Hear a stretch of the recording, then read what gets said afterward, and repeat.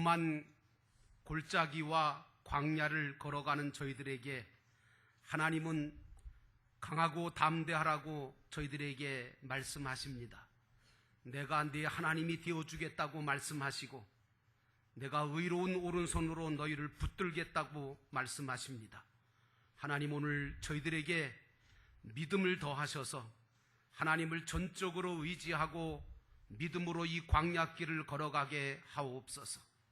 하나님이 지켜주시고 보호하시고 세워주시는 은혜가 분명하게 있음을 우리가 믿게 하시고, 불확실성의 시대 속에서도 우리는 하나님을 바라보면서 낙심하지 아니하고 두려워하지 아니하고 하나님 앞에 영광 돌리며 살아가는 믿음의 무리들이 되게 하옵소서.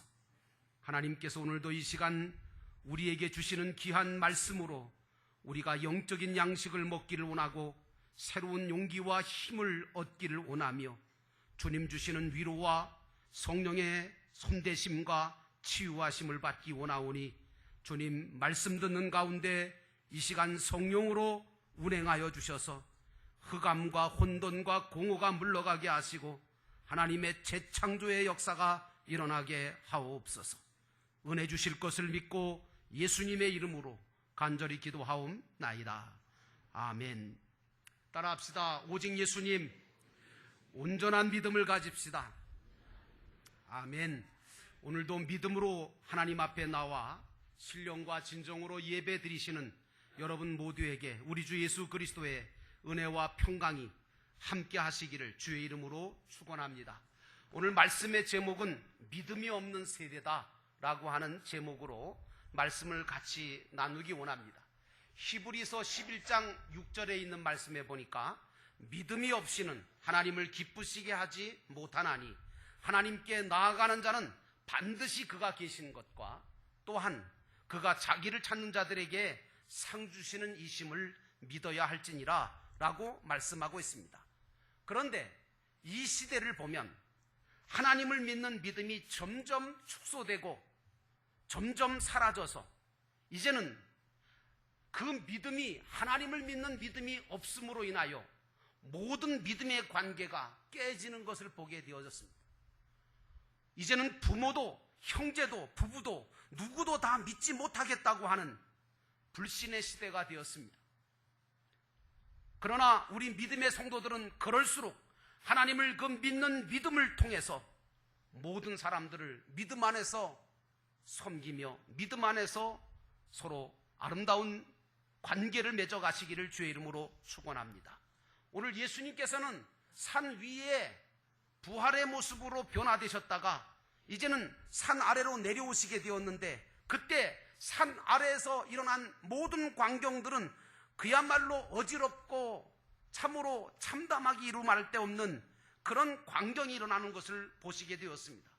그래서 예수님께서는 그 광경을 바라보시고 뭐라고 했는가 하면 믿음이 없고 패역한 세대여 라고 탄식하시면서 귀신 들린 아이의 그 귀신을 쫓으심으로 인해서 귀신을 내쫓고 아이를 고쳐주심으로 믿음을 가지라고 하는 교훈을 우리에게 주시고 있는 것이 오늘 본문의 말씀입니다. 첫 번째로 우리가 이 본문을 통해서 생각해 봐야 될 것은 믿음이 없고 패역한 세대구나 라고 하는 것을 깨달아야 합니다. 17절에 예수님께서 대답하여 이르시되 믿음이 없고 패역한 세대여 내가 얼마나 너희와 함께 있으며 얼마나 너희에게 참으리요 라고 말씀하셨습니다. 여러분, 믿음이라고 하는 것은 하나님이 우리에게 주신 믿음이 있는가 하면 우리가 하나님 앞에서 갖고 있어야 될 믿음이 있어요. 무슨 얘기냐? 하나님이 저와 여러분에게 선물로 주신 그 믿음이 있습니다. 믿으시면 아멘. 여러분, 그것은 하나님의 전적인 은혜로 주어진 선물입니다. 이 믿음 때문에 저와 여러분은 사망에서 생명으로 옮겨지게 됐고, 이 믿음 때문에 하나님의 자녀가 된 기본 구원의 믿음인 줄로 믿습니다. 그러므로 이것은 내가 쟁취한 것이 아닙니다. 하나님께서 선물로 우리에게 주신 믿음입니다. 그런데 이 믿음을 가지고 우리는 또한 하나님을 향해 가지고 있어야 될 믿음을 키워가야 됩니다.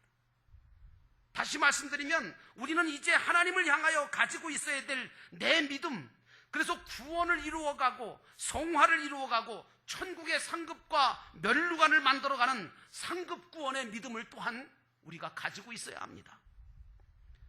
예수님이 오늘 믿음이 없다고 하는 말씀을 하셨는데, 사실은 믿음이 없다 이 말씀은 기본 구원받은 믿음이 없다는 말씀이 아니라 바로 구원을 이루어갈 의지적인 믿음이, 능력 있는 믿음이 없다, 이렇게 말씀하신 겁니다.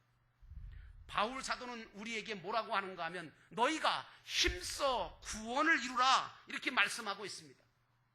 오늘날 기독교인들은 하나님이 주신 믿음의 선물을 가지고 감사하고 감격하면서 의지적인 신앙의 결정을 통해서 믿음으로, 순종함으로, 그리고 행함으로 구원을 이루어가고 능력을 행하면서 세상과 싸워 승리하는 신앙생활을 해야 될 줄로 믿습니다.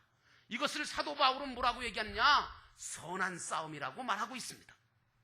그런데 오늘 예수님께서 변화산상에서 내려와 보니까 귀신 들린 아이를 데리고 온 아버지가 제자들한테 자기 아들을 고쳐달라고 맡겼는데 제자들이 그걸 고쳐주지를 못한 거예요. 그러니까 그 아이의 아버지가 제자들이 고쳐주지 못했다고 불평불만하면서 예수님께 와서 고쳐달라고 이야기하고 있는 장면이 나옵니다. 그런데 예수님께서는 이런 모습을 보면서 믿음이 없고 패역한 세대라고 탄식을 하시고 있습니다.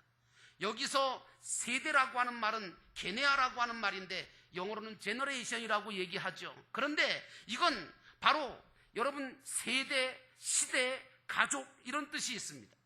예수님은 귀신 들려 간질에 걸린 아이를 고쳐주지 못한 제자들에게만 믿음이 없고 패역한 제자요 이렇게 말씀하지 않으시고 오늘 패역한 세대라고 말하고 있습니다.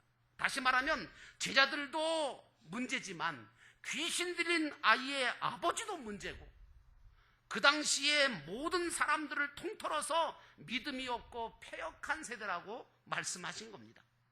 그런데 예수님께서 사용하신 이 패역하다라고 하는 말은 디아스트레포라고 하는 말인데 이거는 삐뚤어졌다, 왜곡됐다, 어그러졌다 뭐 그런 뜻이 있는데요. 이건 무엇인가, 무엇 때문에 믿음이 잘못되었다 그런 말입니다. 여러분 이 시대가 그런 거 아닙니까? 물질 때문에 믿음이 잘못됐어요. 사람들 때문에 믿음이 잘못되는 경우도 있어요. 세상 것을 욕심부리다가 믿음이 잘못되는 경우도 있잖아요. 나는 여러분들이 믿음이 잘못되지 아니하고 주님이 인정하시는 믿음을 갖고 승리하시기를 주의 이름으로 축원합니다. 예수님은 그동안 많은 기사와 이적을 행하시면서 병든 자도 고쳐주시고 죽은 자도 살려주시고 또 변화산상 위에서 부활의 예표를 보여주심으로 인해서 우리에게 부활의 산 소망이 있다는 사실을 알려주셨어요. 여러분 그런데 문제가 뭐냐 하면 이런 거예요. 믿음이라는 것이 참 이상해요. 이게 뭐 보이는 것도 아니고요, 만져지는 것도 아니잖아요. 근데 여러분 믿음이 좋다는 것은 누구한테 인정을 받아야 되는 겁니까? 혹시 믿음이 좋다는 것은 나 스스로 내가 믿음이 좋아, 그래서 믿음이 좋은 겁니까? 아니면 다른 사람이, 내 옆에 있는 사람이 저분은 믿음이 좋아, 그래서 내 믿음이 좋은 겁니까?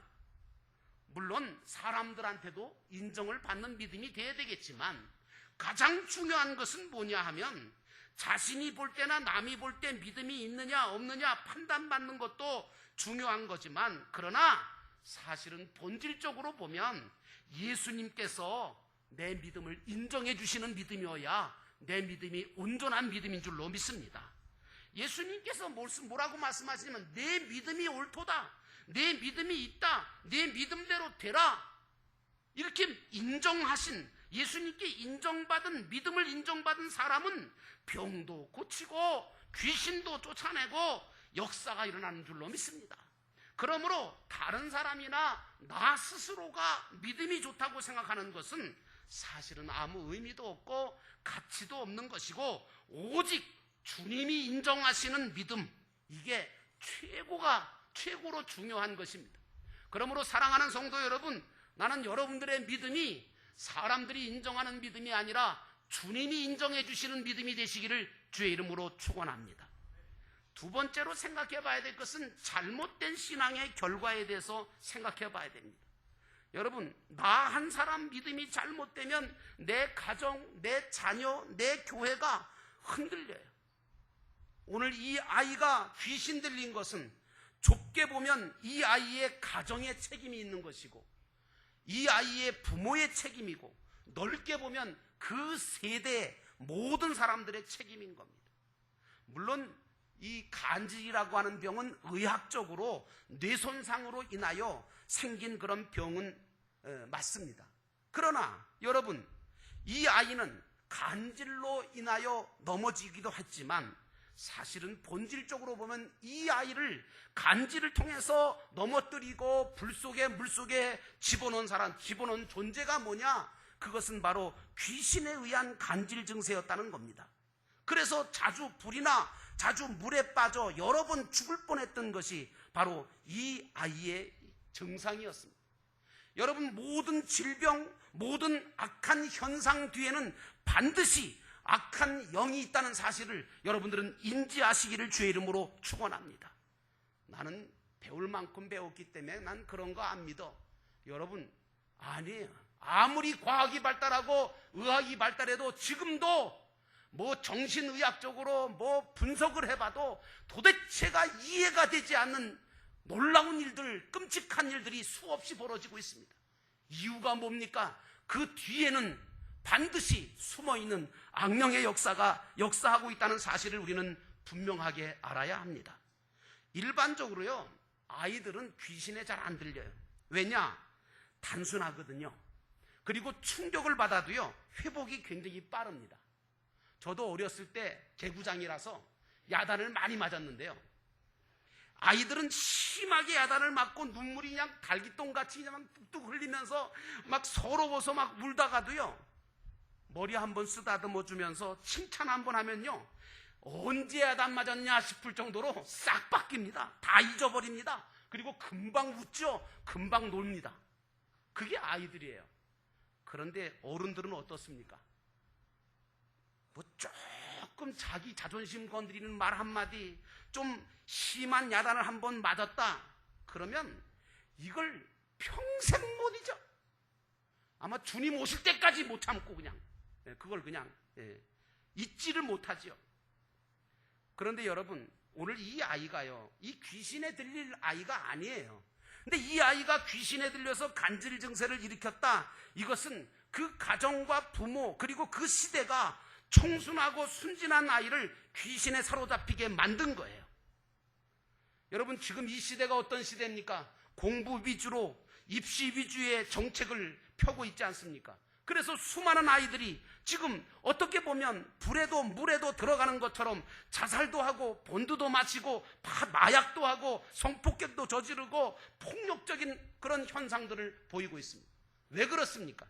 이 모든 일들은 본인보다 사실은 대부분 부모나 가정이나 그 시대를 사는 어른들의 책임이 더 큰 것이고 사회적인 책임이 큰 것입니다. 그러므로 교회는 어떤 역할을 해야 되느냐? 이렇게 상처받고 어려운 가정과 부모와 자녀를 회복시키는 운동을 하는 것이 바로 교회가 해야 할 운동인 줄로 믿습니다. 저는 개인적으로 그래서 가정교회 목장이 바로 그 해답이 될 수 있다고 믿고 가정교회 속회 목장을 지금 하고 있는 겁니다. 실제로 목장 안에서 치유의 역사가 일어납니다. 부부의 문제가 해결되고 가정의 문제가 해결되고 기도 응답으로 인하여 병든 자가 고침받기도 하고 놀라운 역사가 일어나고 있습니다. 여러분, 예수님은 믿음이 없는 시대가 정말 삐뚤어진 세대고 폐역한 세대라고 말씀하셨어요. 겨자씨 하나일 만한 믿음만 있어도 절대로 삐뚤어지지 않을 텐데, 바른 길 갈 수 있을 텐데 악하고 음란한 세대일수록 믿음이 필요합니다. 그러므로 사랑하는 성도 여러분, 이 시대가 악하다, 이 시대가 문제가 있다, 이 시대가 정말 힘들다라고 이야기하기보다는 여러분, 이 시대가 선하냐 악하냐 하는 문제보다 여러분, 우리 모두가 온전한 믿음을 갖고 있느냐 못 갖고 있느냐, 이것이 더 중요한 것을 기억하시고 나는 여러분들이 올바른 믿음을 가지고 이 시대 속에서, 이 패역하고 악한 시대 속에서 주님의 능력으로 승리하시기를 주의 이름으로 축원합니다. 오늘 마지막으로 볼 때 오늘 예수님께서 귀신을 쫓아내고 고치시는 장면이 나옵니다. 18절에 보니까 이에 예수께서 꾸짖으시니 귀신이 나가고 아이가 그때부터 나으니라. 여러분, 세상의 모든 악한 것과 잘못된 질병이나 현상 뒤에는 아까 말씀드린 대로 반드시 악한 귀신의 역사가 들어 있습니다. 그래서 여러분, 지금도 이해 못할 사건들 뒤에 사단의 역사가 지금도 있는 것입니다. 그러니까 도대체 왜 죽였는지도 본인도 몰라요. 왜 내가 이런 사고를 일으켰는지도 몰라요. 여러분, 오늘 이렇게 귀신에 들린 아이가 간질병에 걸려서 왔는데 오늘 제자들이 사실은 예수님께로부터 능력을 받았습니다. 병 고칠 능력, 죽을 자를 살릴 수 있는 능력, 그리고 정말 병도 고칠 수 있는 그런 능력을 예수님이 이미 주셨는데 이상하게도 이 아이를 고치지를 못한 거예요. 그러니 얼마나 당황스럽고 얼마나 충격이고 한심스러웠겠습니까? 그러니까 제자들이 부끄러운 거예요.